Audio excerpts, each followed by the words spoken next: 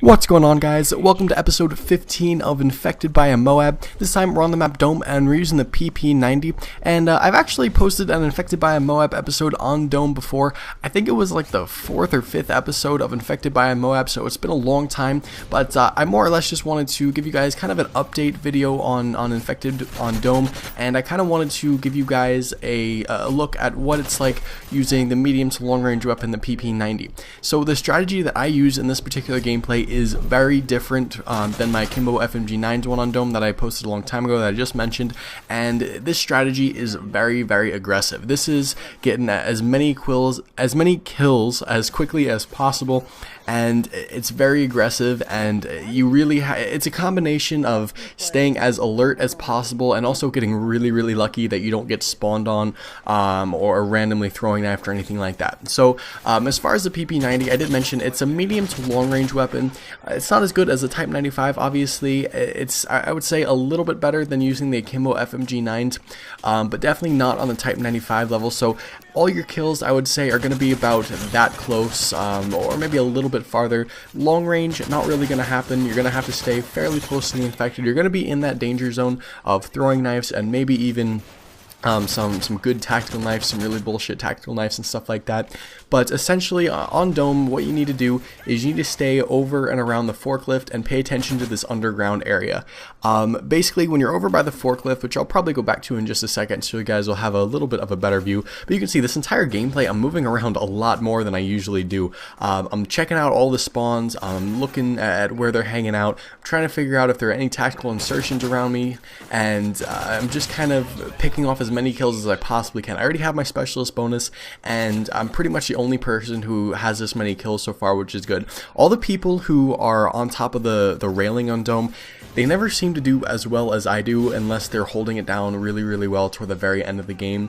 I would not recommend going up on the railing on Dome, just because people are getting really good with throwing knives, and I know personally I can get people on the railing with a throwing knife pretty much every single time. So your best bet with Dome is using the strategy that I'm using, running around and basically staying away from the building where that guy just died from. Don't go any farther than this tank right here. The tank is basically going to be your limit, and right there I was really lucky to not get stabbed in the back. I don't think as I was playing this game I actually saw that guy put his tactical insertion down. I don't even think I was paying attention. I just needed to get the hell out of here. But yeah, so going back to the whole strategy and where I'm staying, this forklift is basically my home base here, and you can stand behind it and you can look through it and through the tunnel down here, and you can also look off to the right behind me, basically just next to the Humvees, where that downhill area, right where that guy's standing. Those are essentially the two areas that need to watch the most. A majority of the time they're not going to come through the Dome as much, just behind me there. It kind of just depends. They don't usually spawn there, and except for at the very beginning of the game. For the most part, you're going to need to watch this Humvee area near the tank, and then just to the left, right under here, where this guy's tactical insertion is, because those are basically the only spots that they're going to try really hard to get after you at. So I think right about here is when I start picking things up. This is another good spot, right standing on top of the little slanted concrete wall.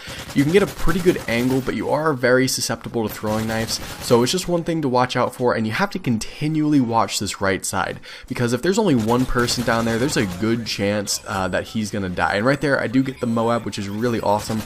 First person to get it in this game. I think one other person gets the MOAB, and what's really cool about this gameplay, I was actually playing with a couple subscribers, so if you guys see your name anywhere, post the comments down below, letting me know who is playing with me. I don't remember off the top of my head. This game was a little while ago, and unfortunately right about here I go out into the smoke and I get knifed, which really sucks with like 50 seconds left in the game.